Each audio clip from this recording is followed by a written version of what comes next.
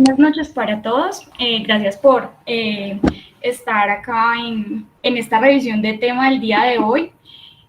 Hoy vamos a hablar de manifestaciones clínicas del síndrome de anticuerpos antifosfolípidos. Mi nombre es Dana Calderón, soy médica interna de la Universidad de Manizales y hago parte del semillero de neurociencia de Caldas.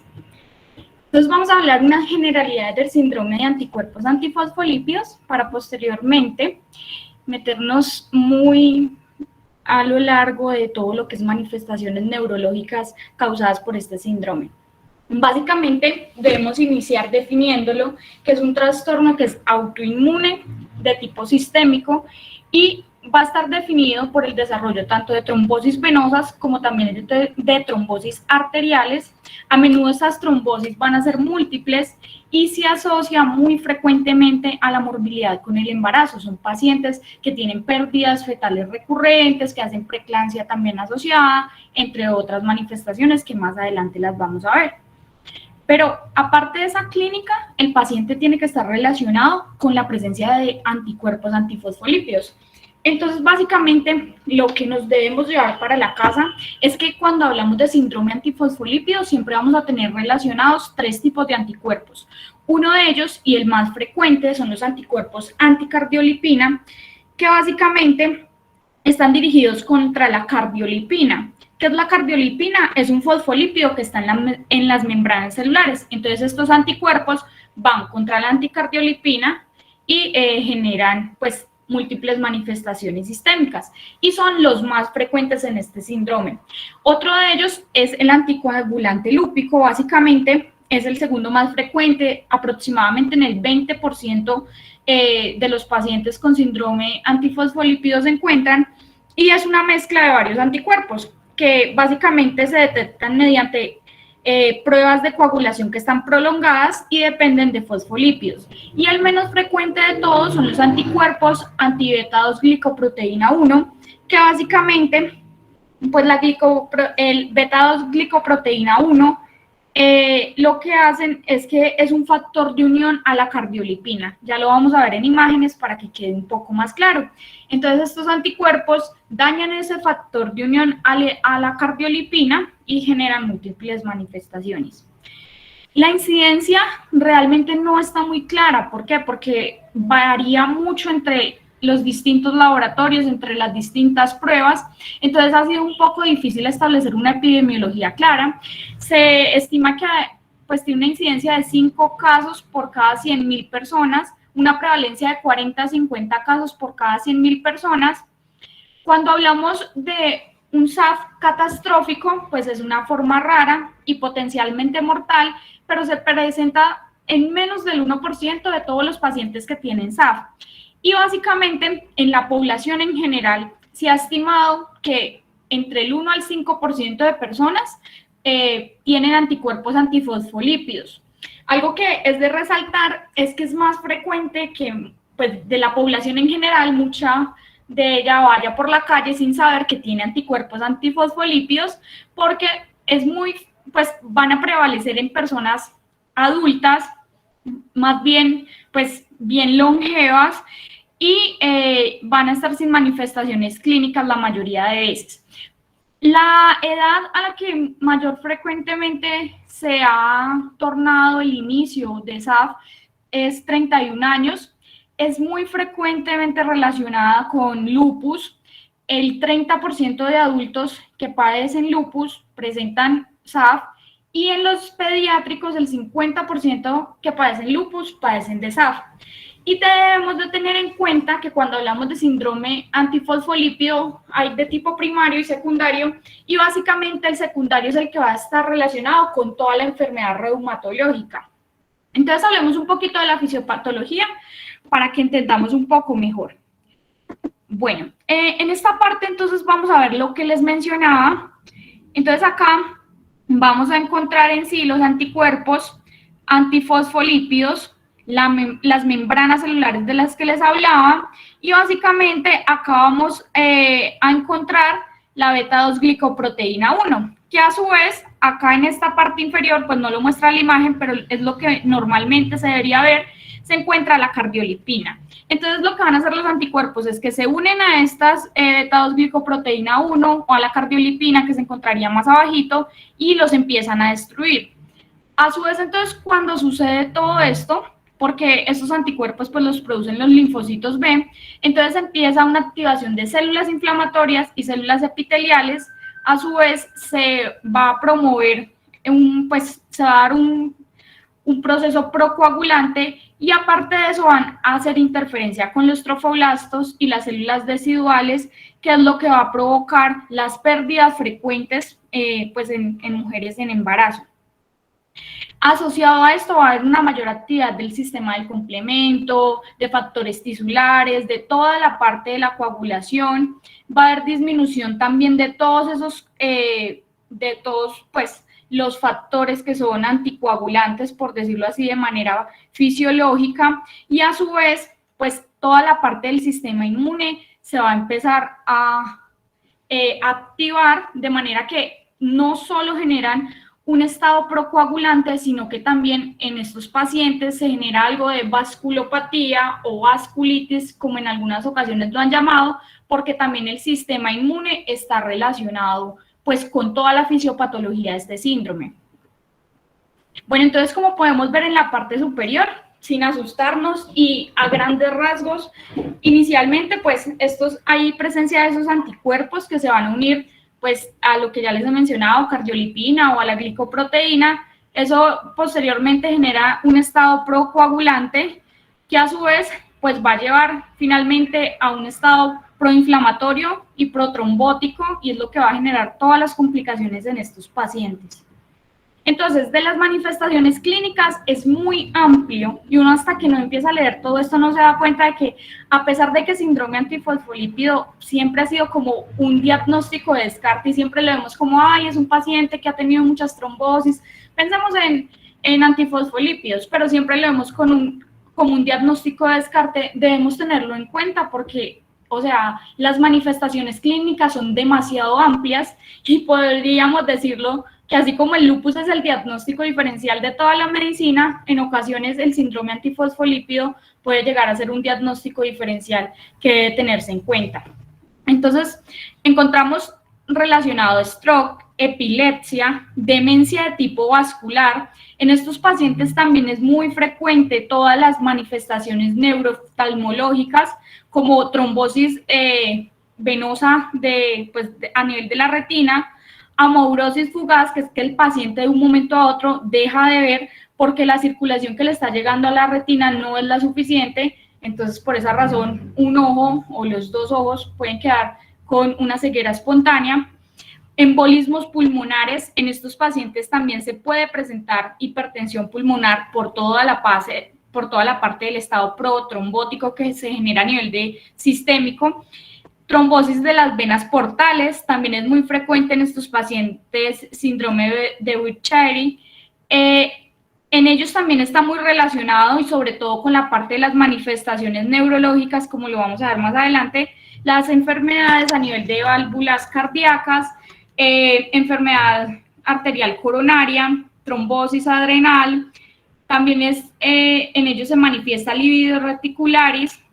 Claramente toda la parte de la mortalidad en el embarazo está presente en estas pacientes, porque es mucho más frecuente en mujeres que en hombres.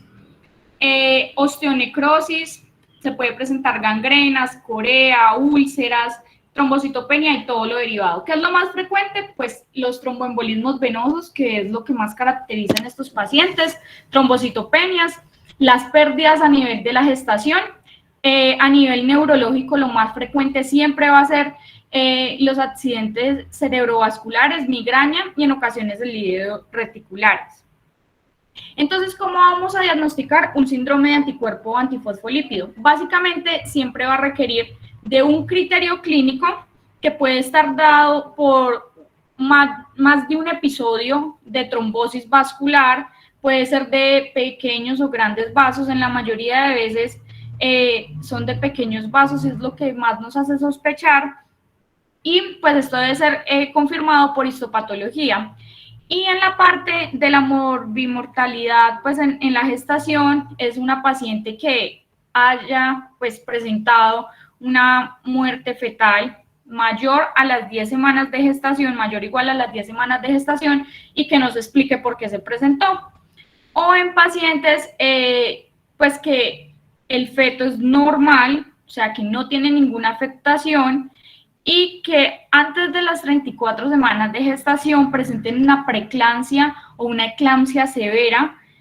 En estos pacientes también se debe sospechar una insuficiencia a nivel placentaria, o en aquellos pacientes que haya presentado 3 o más episodios consecutivos de pérdidas gestacionales antes de las 10 semanas de gestación, y básicamente pues se ha excluido todo lo paterno y lo materno, pues lo que frecuentemente se sospecha en estos pacientes, que son malformaciones cromosómicas y demás, todo eso se ha excluido, entonces también hay que sospecharlo. Entonces, si presenta uno de estos 4 criterios clínicos, entonces ya tiene un punto.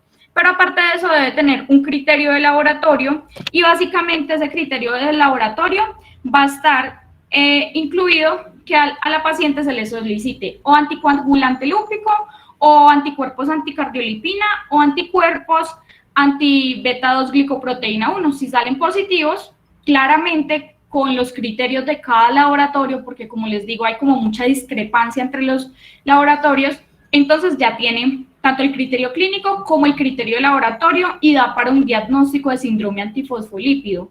¿Qué más debe tenerse en cuenta? Que no solo se presente en una ocasión, sino que pues la primera ocasión que salga positivo y posteriormente en 3 meses que se vuelva a tener en cuenta estos criterios, vuelve a tener tanto un criterio clínico como uno de laboratorio, pues básicamente ya se confirma el diagnóstico de SAF.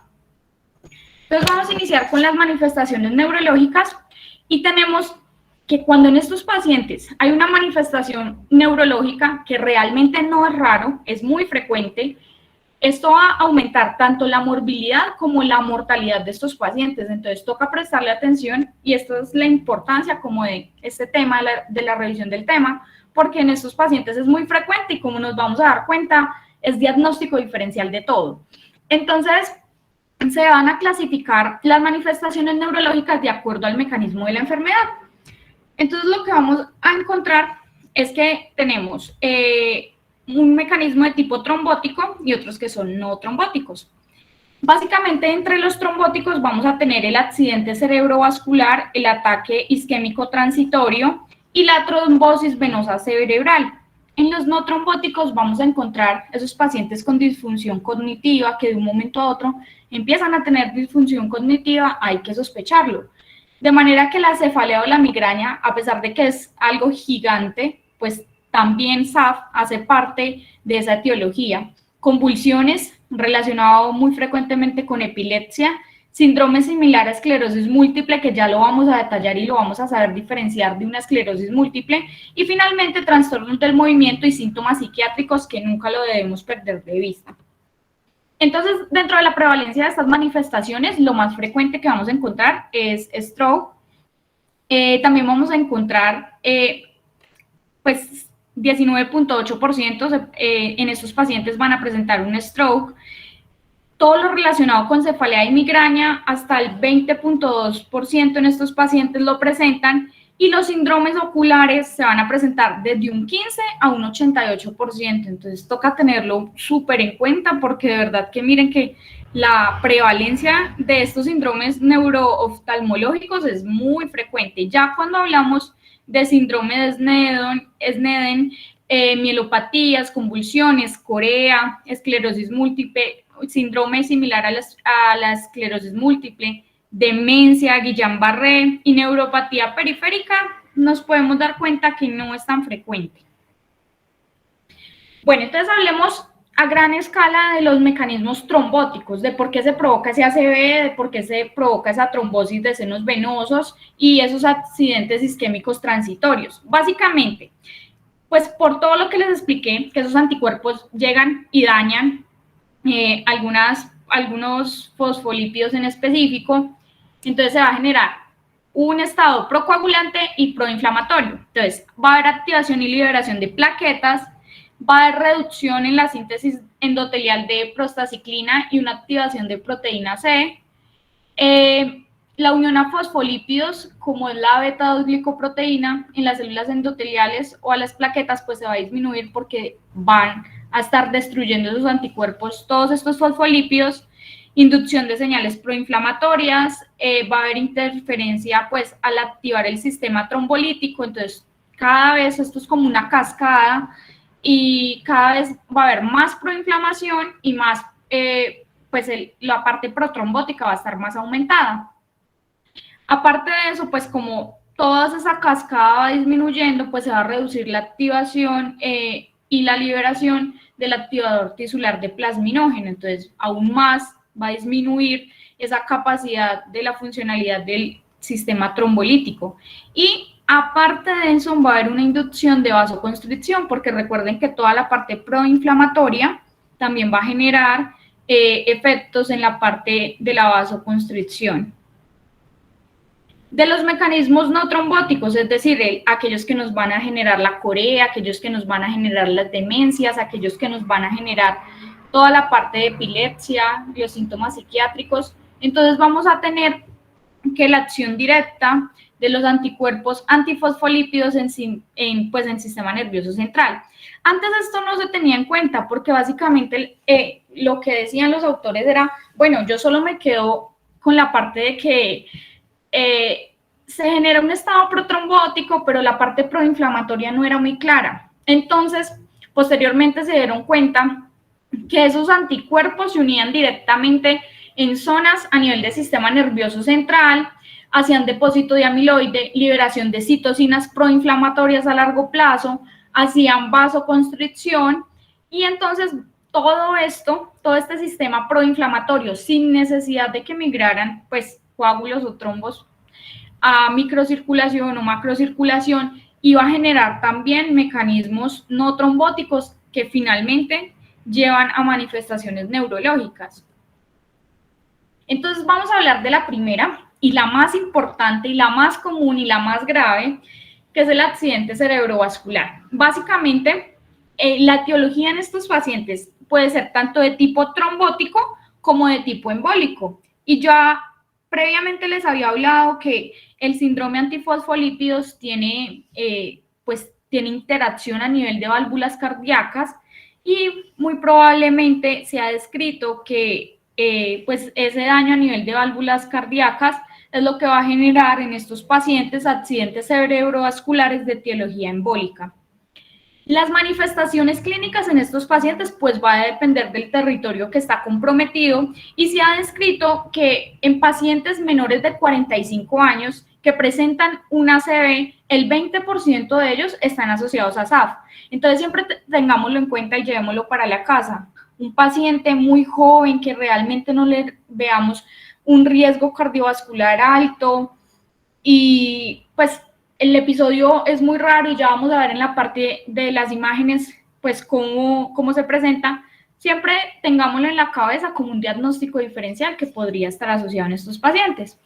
Entonces, los pacientes que presentan estos accidentes cerebrovasculares y que tienen anticuerpos antifosfolípidos son personas más bien jóvenes y es mucho más probable en mujeres que en hombres. Este síndrome siempre se ha descrito mucho más probable en mujeres que en hombres, sin embargo, no significa que no pueda suceder en hombres. Y básicamente en pacientes que presentan este tipo de accidentes cerebrovasculares, la leucoariosis pues va a ser la causa de esa demencia vascular en estos pacientes, porque no solo les va a dar este stroke, sino que también secundario a ello puede generarse una demencia vascular. Bueno, básicamente los anticuerpos, el antígeno lúpico es considerado un factor de riesgo casi directo para ACV cuando encontramos en los pacientes anticuerpos antifosfolípidos que son positivos. el riesgo para ACV va a aumentar 2.31 veces más que en una persona pues que no presenta anticuerpos antifosfolípidos positivos, porque recuerden lo que yo les decía en ancianos, ellos pueden ir por la calle campantes sin saber que tienen anticuerpos antifosfolípidos positivos porque no tienen manifestaciones clínicas, pero si digamos que entraron en una investigación y les hicieron una prueba para anticuerpos antifosfolípidos y les salió positiva, pues ese paciente va a tener un riesgo 2.31 veces mayor de presentar una ACV. Y cuando el riesgo de ACV, pues el riesgo de ACV recurrente va a aumentar en aquellos pacientes con SAF que está activo y que presentan múltiples eventos, sobre todo de tipo trombóticos, entonces son aquellos pacientes que es muy frecuente que presenten trombosis venosa, que pues hayan presentado episodios repetitivos de la misma, entonces ya con estos pacientes siempre tener la sospecha de que pueden presentarse de manera recurrente. ¿Qué vamos a hacer con estos pacientes? Entonces las recomendaciones que siempre nos dan ante pacientes con síndrome antifosfolípido es que deben ser evaluados preferiblemente con una resonancia magnética cerebral, que es la que nos va a dar pues una mejor visualización de las manifestaciones neurológicas que presenta el SAF. Y aparte de eso, siempre también nos recomiendan que realizar imágenes intra y extracraneales. Entonces se hace la resonancia, se puede hacer una angiografía por TAC, por tomografía. Está relacionado el stroke con la parte embólica, entonces también se sugiere pedir un eco transesofágico. ¿Cuáles son las formas clínicas de ACV que encontramos? Básicamente pueden ser de tipo isquémicos, de tipo accidentes isquémicos transitorios, la amaurosis fugaz, que es lo que ya les mencionaba, que de un momento a otro el paciente queda ciego y es porque la circulación a nivel de la retina disminuye, neuropatía óptica isquémica, trombosis de los senos venosos y síndrome de Sneddon, que ya vamos a hablar muy bien de él, que a pesar de que no es tan frecuente, pues es algún conocimiento que les dejo nuevo para hoy.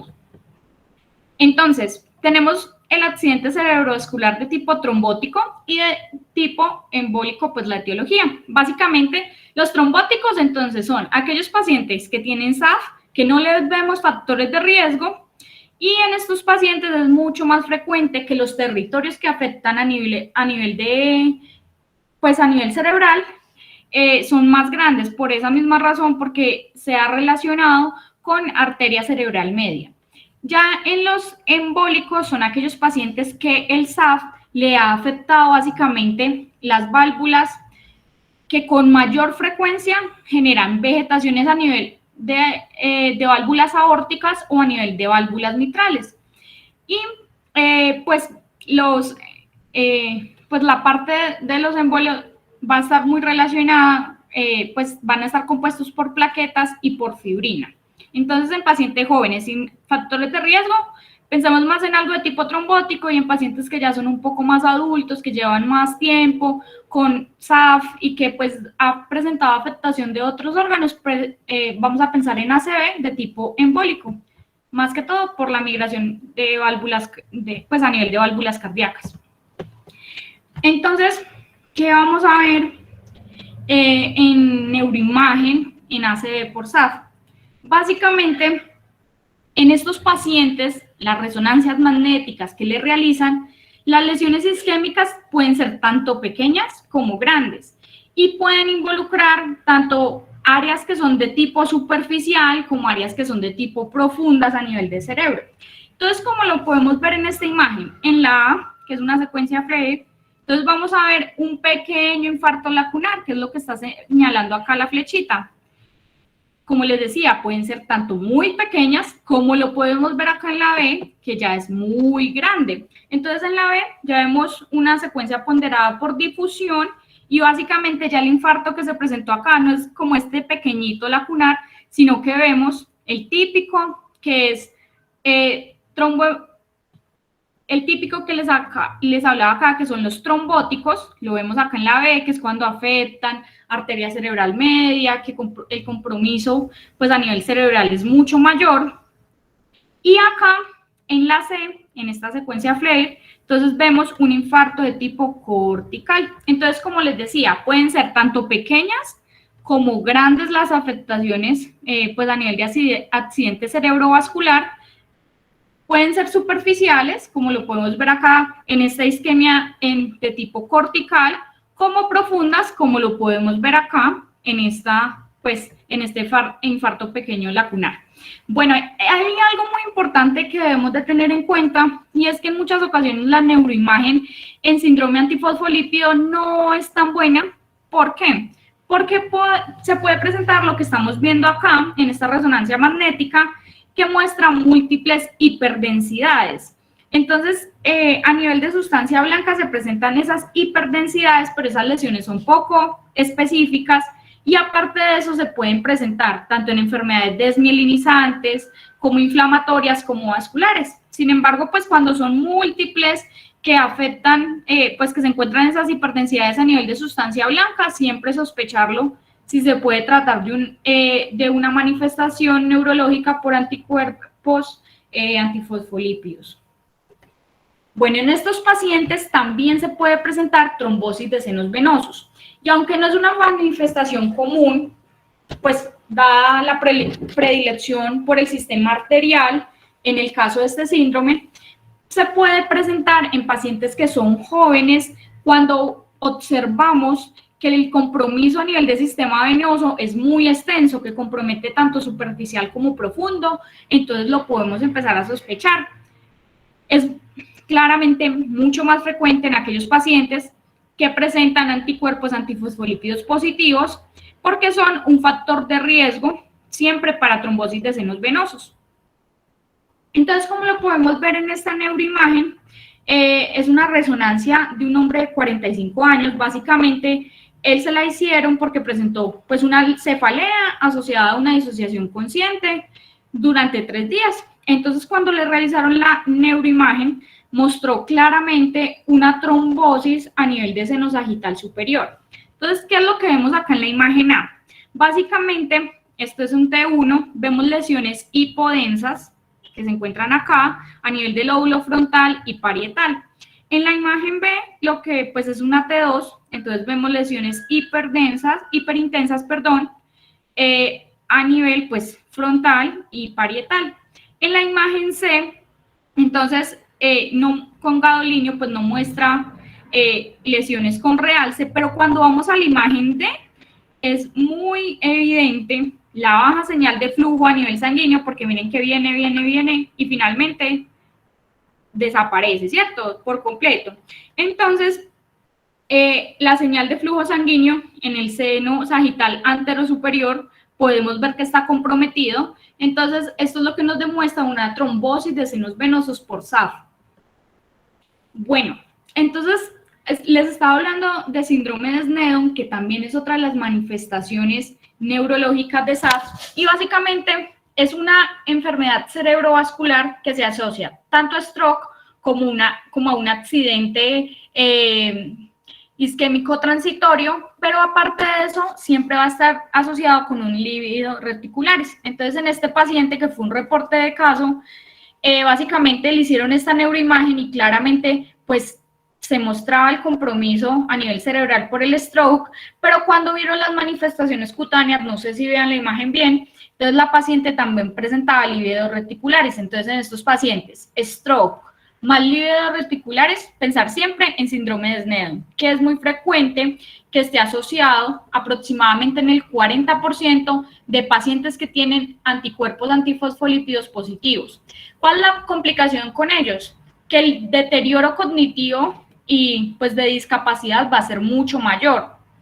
¿Por qué? Porque aparte de que generan pues toda la parte de la trombosis, también hay presencia de leucoaraiosis, que como ya les había dicho, leucoaraiosis siempre va a estar relacionada con deterioro cognitivo.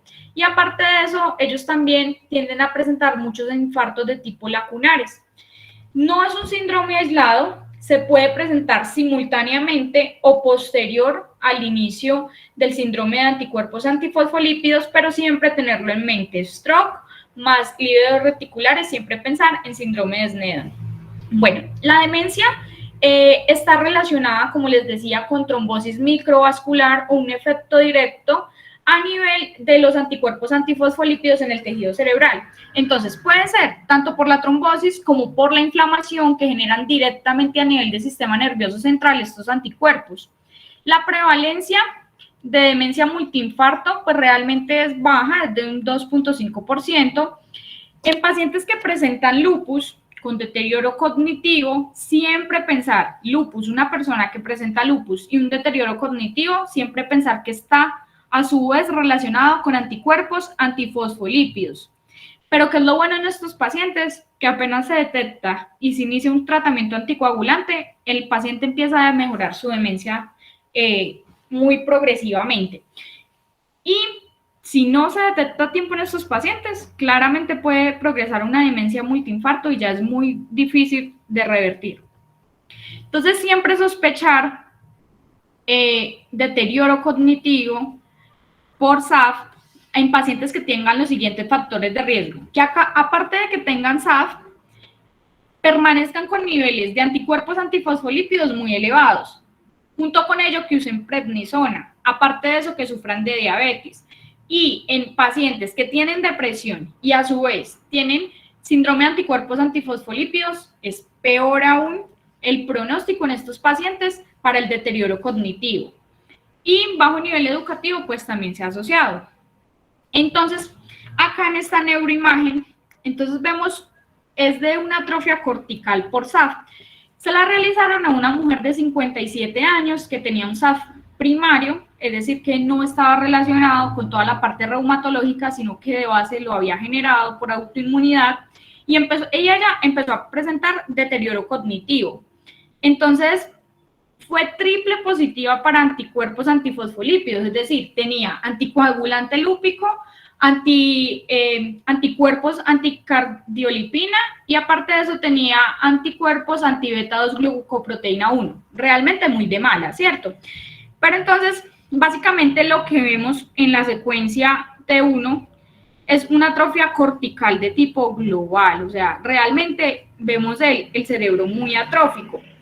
En la imagen B, acá donde se encuentra la flechita, entonces básicamente vemos una atrofia a nivel de la fisura de Silvio, y en la imagen C básicamente vemos una atrofia del lóbulo temporal, como lo podemos ver acá. Es un cerebro que realmente la atrofia es muy evidente. Entonces era una paciente previamente con SAF primario y de un momento a otro deterioro cognitivo, le hicieron anticuerpos, los 3 le salieron positivos y cuando le hicieron la imagen, una atrofia terrible. Bueno, en pacientes con cefalea y migraña, o sea, es que realmente cuando hablamos de cefalea y migraña es algo tan grande que por lo mismo su clasificación es compleja, pero se ha demostrado que en el 20% de los pacientes con SAF presentan cefalea y migraña. ¿Cuál es la característica de esas cefaleas? Que son crónicas, que es una intensidad moderada a severa, son cefaleas que duran por muy largo tiempo, aparte de eso son cefaleas fuertes, incapacitantes, que a pesar del tratamiento los pacientes no mejoran, sospecharlo siempre, un síndrome anticuerpo antifosfolípido. Realmente no hay hasta el momento como una asociación clara entre migraña y la presencia de anticuerpos antifosfolípidos. Se está empezando a investigar sobre ello, pues de pronto puede ser por la vasoconstricción que genera, que podría desencadenar toda la parte de la migraña, pero una buena mejoría de estos pacientes se presenta una vez se instaura un tratamiento anticoagulante. Epilepsia, lo que no podía faltar en ellos. A pesar de que no es tan frecuente, pero se presenta en el 17% de pacientes que han presentado ACV y que aparte de eso sufren de SAF. Entonces, en el 17% de sus pacientes va a haber el riesgo de presentar una epilepsia. Básicamente, ha estado relacionados cuando esos anticuerpos se encuentran los títulos muy altos.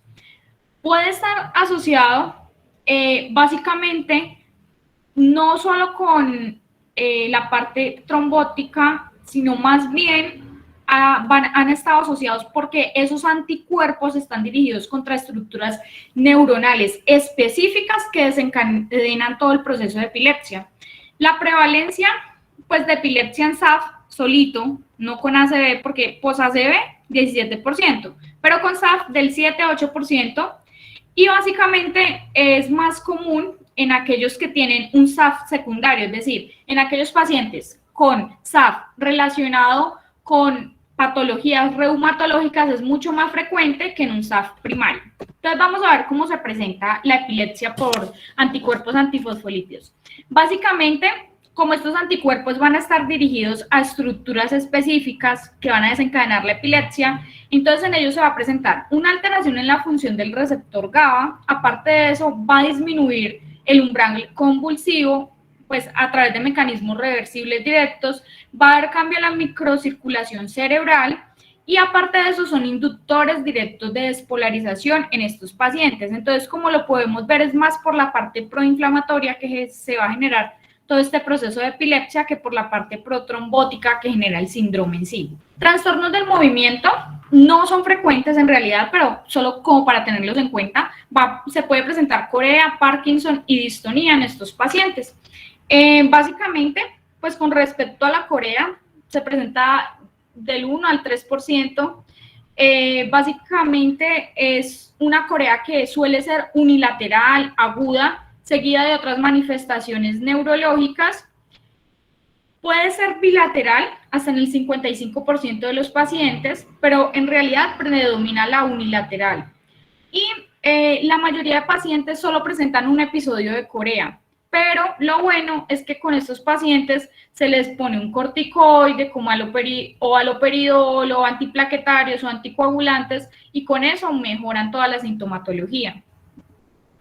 De las manifestaciones neurológicas poco frecuentes que se pueden presentar, vamos a encontrar el síndrome de Guillain-Barré, la mielopatía y la neuropatía periférica. No son frecuentes, pero siempre hay que tenerlos en cuenta, pues, con estos pacientes. Llegamos a la parte de las manifestaciones neurooftalmológicas. Entonces, hay que tenerlas presentes porque, como les mencionaba desde el inicio, del 15 al 88% de pacientes que presentan SAF o anticuerpos, es muy frecuente que presenten estas manifestaciones neurooftalmológicas. Entonces, se puede presentar una neuropatía isquémica que, a pesar de que es menos frecuente de lo que se presenta en lupus, en ellos se puede presentar. Básicamente, estas neuropatías ópticas isquémicas suelen ser unilaterales, que es lo que lo va a diferenciar de un lupus, que son bilaterales. También se puede presentar una retinopatía por estasis venosa, que es como lo vemos en la primera imagen, en esta superior de acá, que es también lo que puede suceder en una emergencia hipertensiva. Entonces, estos pacientes van a presentar éstasis, puede ser por la migración de un trombo a la circulación de la retina. También pueden presentar una maurosis fugaz, que pues lo vamos a ver en el fondo de ojo, como lo vemos en esta segunda imagen, que es lo que les he venido repitiendo, que se asocia a que un paciente de un momento a otro pues queda con una ceguera de manera espontánea, y es porque hay reducción en toda la parte de la circulación de la retina. De compromiso de cámara anterior, también estos pacientes pueden presentar conjuntivitis, telangiectasias, queratitis, ojos secos, uveitis y escleritis. Realmente el arsenal de manifestaciones neurooftalmológicas por SAF es demasiado grande. O sea, cuando uno lo revisa, se da cuenta que es muy, muy grande. Y finalmente, la oclusión de vasos retinianos, que es un hallazgo característico en estos pacientes. Vamos a hablar de esclerosis múltiple. ¿Por qué? Porque hay algo muy interesante con estos pacientes, y es que pueden presentar un síndrome parecido a la esclerosis múltiple, pero con estas tablas vamos a tratar de diferenciarlos porque, pues, de base esclerosis múltiple es compleja, pero hay ciertas características que nos hacen pensar que no es una esclerosis múltiple pura, por decirlo así, sino que está, pues, secundaria a toda la parte del síndrome antifosfolípido. Entonces, ¿qué es frecuente en esclerosis múltiple? Que si hay bandas oligoclonales, de hecho, pues son parte del diagnóstico. En cambio, en el síndrome antifosfolípido no las vamos a encontrar. ¿Cuál es la diferencia que vamos a encontrar en neuroimágenes? Entonces, en neuroimágenes, en el síndrome antifosfolípido son pacientes con mayor compromiso del núcleo caudado y putamen. Son lesiones que no cambian en forma y tamaño con el tiempo, a diferencia de la esclerosis múltiple, que sí vemos que es muy cambiante a medida que va progresando la enfermedad. Aparte de eso, son lesiones que mejoran con la anticoagulación, es decir, reversibles, no realzan con gadolinio, como se los mostré en una de las imágenes, y son lesiones de menor tamaño y un compromiso más difuso de la sustancia blanca. A diferencia de la esclerosis múltiple, que no es un compromiso difuso de la sustancia blanca, como se lo mostraba ahorita en esas hiperdensidades que veíamos, sino que ellas afectan como estructuras en específico, que va a ser más que todo a nivel de puente y cerebelo. En compromiso del cuerpo calloso y de lo que a veces llamamos hoyos negros, ellos también se van a basar, que son pues los criterios específicos en resonancia magnética de esclerosis múltiple, y aparte de eso sí van a realzar con gadolinio y son lesiones que no mejoran con la anticoagulación. Cosas grandes. Entonces, en síndrome antifosfolípido el compromiso es muy difuso, no es en zonas específicas, como en la esclerosis múltiple, pues a nivel de sustancia blanca. Otra de las cosas grandes, síndrome antifosfolípido. Presentan esas lesiones, pero una vez se les pone anticoagulación, mejoran. En cambio, en la esclerosis múltiple, no. Y el gadolinio, en el antifosfolípido no va a realzar, pero en la esclerosis múltiple sí lo va a hacer. Aparte de eso, los potenciales evocados casi siempre van a estar normales en el antifosfolípido, pero en la esclerosis múltiple sí van a estar alterados. El complemento, como siempre está asociado a antifosfolípido, entonces va a estar disminuido de manera frecuente. En cambio esto no es tan frecuente en la esclerosis múltiple. Hallazgos anormales pues el líquido cefalorraquídeo va a ser raro, pero en la esclerosis múltiple sí es común y pues vamos a tener muchas bandas oligoclonales. Si hay antecedentes de eventos trombóticos, entonces de una vez uno lo sospecha con una clínica que se parezca a esclerosis múltiple, pero tenemos de antecedentes trombóticos, bueno, no la pensemos tanto por la parte de esclerosis, sino más por síndrome antifosfolípido. Y no hay, en esclerosis múltiple no hay antecedentes de complicaciones obstétricas, en cambio en síndrome antifosfolípido son pacientes que han tenido pérdidas fetales y básicamente pues están presentando un cuadro clínico similar a la esclerosis múltiple, entonces sospechémoslo. Básicamente, la parte de presentaciones clínicas atípicas como cefalea, epilepsia, relacionado con toda la parte de esclerosis múltiple, pues lo vamos a ver es en síndrome antifosfolípido. A su vez, pues con lo que ya les he venido diciendo siempre, que todas las complicaciones van a empezar a ver una marcada mejoría una vez se les pone anticoagulación a estos pacientes. Y todo lo que es mielitis transversa, síndromes de tallo cerebelo, diplopía, no es frecuente en síndrome antifosfolípido, sino que es lo que caracteriza una esclerosis múltiple que es pura. Y ya finalmente, pues vamos a hablar del tratamiento en estos pacientes. Entonces, en estos pacientes, básicamente son tres cosas, pues a grandes rasgos, porque pues claramente es algo que continúa en estudio, que cada vez van saliendo más inmunosupresores o inmunomoduladores, y porque es un síndrome que no es de base muy viejo en investigación, sino que hasta ahora se están empezando a dar todos los estudios con respecto a él. Entonces, vamos a hablar de anticoagulación y antiagregación en estos pacientes, de estatinas, de inmunosupresores o inmunomoduladores y otro tipo de medicamentos. Entonces, con respecto a anticoagulación, básicamente en pacientes con trombosis venosa y anticuerpos antifosfolípidos deben ser tratados con warfarina. Y la warfarina debe alcanzar un INR de 2 a 3. La duración de la terapia con anticoagulación, con warfarina, ¿de qué va a depender? Básicamente, como lo podemos ver acá, la warfarina va a depender de la severidad de la enfermedad. Entonces, si es un paciente que a pesar del tratamiento sigue presentando múltiples manifestaciones clínicas, pérdidas a nivel de gestación, que sigue presentando trombosis, que sigue presentando ACVs, pues claramente esa anticoagulación se va a dejar mucho más. En general, siempre la warfarina se va a indicar por 6 meses, pero todo va a depender de cómo vaya la parte clínica, esa evolución clínica del paciente.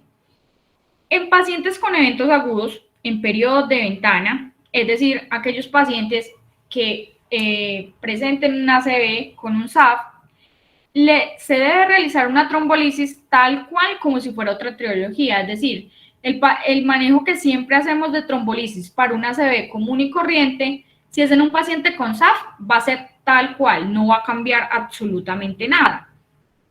De las indicaciones de anticoagulación en estos pacientes, siempre tener muy claro la parte de anticoagulación, van a ser pacientes con epilepsia focal o demencia vascular y anticuerpos antifosfolípidos positivos. Entonces, como les decía, aquellos pacientes con epilepsia que tienen SAF y se les pone anticoagulación, la mejoría es de inmediata. O aquellos pacientes que empiezan con un deterioro cognitivo, con demencia, y uno le sospecha SAF y le pone anticoagulación, entonces está súper indicado porque, como podemos ver, la sintomatología remite. En eventos venosos o arteriales que uno le esté sospechando SAF, también está indicada de una vez la anticoagulación, siempre pensando en warfarina con un INR de 2 a 3. O aquellos pacientes que presentan ACV recurrentes, entonces siempre está indicada dejar anticoagulación en estos pacientes. Pero ya en ellos el INR, como lo podemos ver acá, no va a estar indicado de 2 a 3, sino que en estos pacientes que presentan ACV recurrentes ya vamos a pensar en INRs de 3 a 4. Y en pacientes que presentan SAF catastróficos, entonces no solo, pues no se va a indicar en sí la warfarina, sino que se indica heparina más metilprednisolona intravenosa, o se realizan ellos plasmaféresis o inmunoglobulina, o pues también se puede utilizar un inmunomodulador como el rituximab. Entonces, cosas grandes, casi siempre vamos a anticoagular a estos pacientes con warfarina. La mayoría de las veces la meta es un INR de 2 a 3, pero si tenemos ACV recurrentes, entonces va a ser de 3 a 4. Cuando no anticoagulamos con warfarina, que es con lo que casi siempre vamos a anticoagular, aquellos pacientes con SAF catastróficos, es decir, que a pesar de la anticoagulación con warfarina, siguen presentando complicaciones del SAF, entonces ya no vamos a optar por warfarina, sino que preferimos una heparina más o plasmaféresis o inmunoglobulina o rituximab. ¿Listo? Bueno, vamos a hablar entonces del siguiente, pues, involucrado en el tratamiento, que son las estatinas. Básicamente, las estatinas lo que van a hacer es que bloquean la activación de células endoteliales que son mediadas por anticuerpos antifosfolípidos. Y con eso, entonces, toda la parte proinflamatoria y procoagulante, pues va a disminuir en estos.